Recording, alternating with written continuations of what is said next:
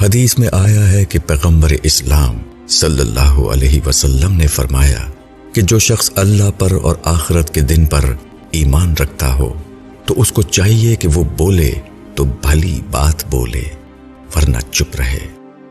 دنیا کا اکثر بگاڑ کسی غلط بول کا نتیجہ ہوتا ہے، اس طرح دنیا کا اکثر بناؤ کسی اچھے بول کا نتیجہ ہوتا ہے۔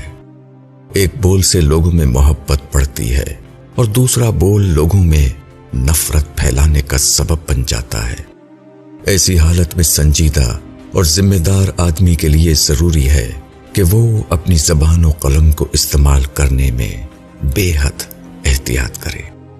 زندگی میں بارہا ایسا ہوتا ہے کہ آدمی کچھ لکھنا یا بولنا چاہتا ہے، مگر لکھنا یا بولنا اسی انسان کے لیے جائز ہے جو مذکورہ پیغمبرانہ ہدایت پر عمل کرے۔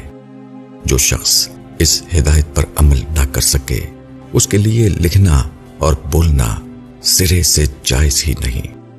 اس معاملے کی دو صورتیں ہیں، ایک یہ کہ آدمی کے پاس کہنے کے لیے ایک ایسی بات ہے جو دوسروں کے بارے میں اچھا گمان پیدا کرنے والی ہے، جس کی اشاعت سے لوگوں کے درمیان محبت کی فضا پیدا ہونے کی امید ہے، جو واضح طور پر ایک ایسی بات ہے جس سے لوگوں کے اندر مثبت ذہن یا تعمیری شوق پیدا ہونے والا ہے۔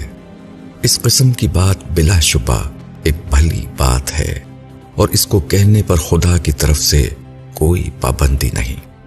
دوسری صورت یہ ہے کہ آپ جو بات لکھنے یا کہنے جا رہے ہیں وہ اپنی نوعیت کے اعتبار سے ایک منفی بات ہے۔ اندیشہ ہے کہ اس کی وجہ سے لوگوں کے اندر بدگمانیاں پیدا ہوں، لوگوں کے اندر اشتعال بڑھ کے لوگ ایک دوسرے کے خلاف نفرت کرنے لگیں، انسانیت دوست اور دشمن میں تقسیم ہو جائے۔ ایسی صورت میں آپ کے اوپر لازم ہے کہ آپ چپ رہیں، نہ کہ بول کر انسانیت کے مسائل میں اضافے کا سبب بن جائیں۔